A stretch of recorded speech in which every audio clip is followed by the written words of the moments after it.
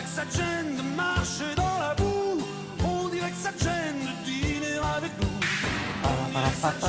Bon, ça c'était le Loir-et-Cher. Eh ben voilà. Ça sera pour une autre fois. Exactement. Quoique Marie-Dominique, demain, bonjour. on va pas aller loin.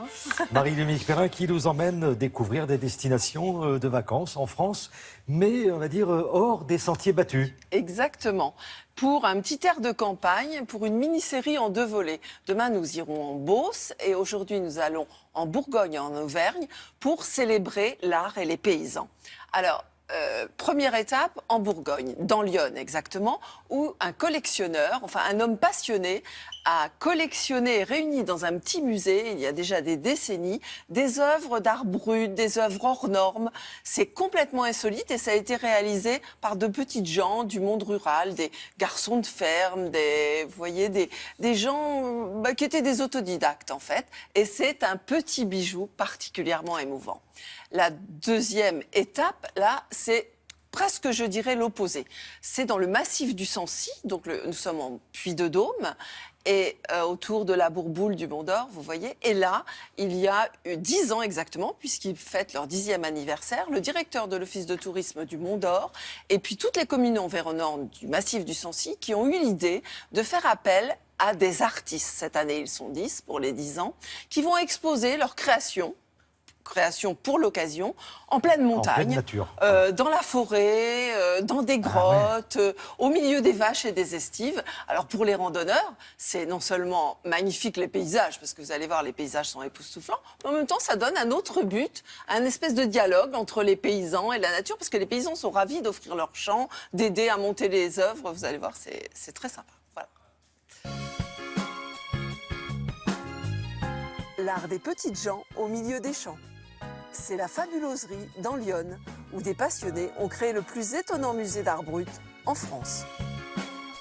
La fabuloserie est née en 1983 à Dissy.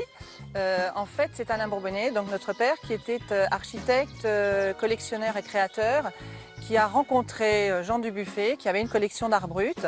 Et notre père a ouvert ce lieu ici, qu'il a conçu pour sa collection. À l'intérieur du musée, il y a plusieurs salles qui ont chacune un nom. Donc on commence par le tunnel qui nous fait pénétrer dans le musée. Le lieu a été aménagé pour les œuvres, en fonction des œuvres, et à chaque fois il y a des ambiances différentes, soit de couleurs, soit de matériaux.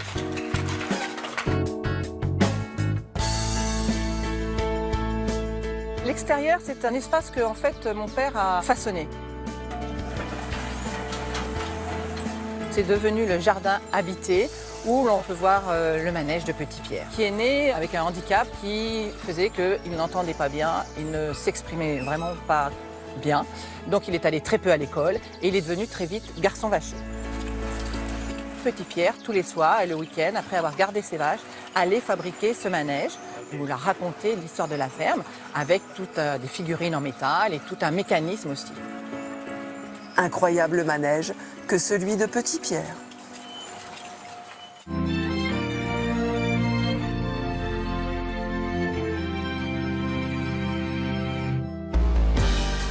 En Auvergne, le massif du Sancy est un formidable terrain de jeu pour les randonneurs et un terrain d'expression pour les artistes. Horizon Art et Nature en Sancy souffle cet été ses 10 bougies. L'interaction entre notre organisation, les paysages, les vacanciers, le monde agricole et les Sanciliens a assez rapidement pris. C'est vrai qu'au départ, c'était étrange de mettre de l'art contemporain chez nous. Les agriculteurs, maintenant, c'est presque devenu des assistants. Ils vont donner des conseils sur l'ancrage de l'œuvre, sur la dimension. Beaucoup apprécient de ne pas avoir à aller en ville pour voir des œuvres ou visiter des musées, mais au contraire que des vacanciers viennent dans nos champs, dans nos paysages, voir des œuvres et voir notre musée à ciel ouvert. 10 œuvres, dont 7 d'entre elles à plus de 1000 mètres d'altitude. Squelette de caravelle échoué ou arlequin désarticulé. L'art en fait voir de toutes les formes et de toutes les couleurs.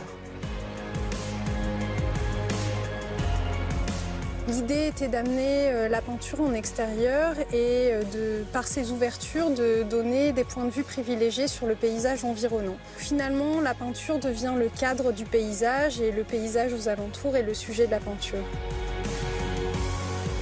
Au Sancy, les randonneurs se régalent de paysages d'exception.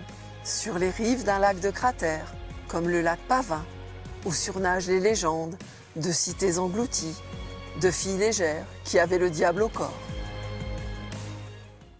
Là, on est vraiment dans le domaine de l'éphémère, hein, Ah Marie-Dominique. oui, oui, hein. complètement dans l'éphémère. Et puis, si vous voulez, on est dans la nature. C'est vraiment un dialogue entre des gens qui ont peu accès à l'art et puis des artistes qui viennent chez eux.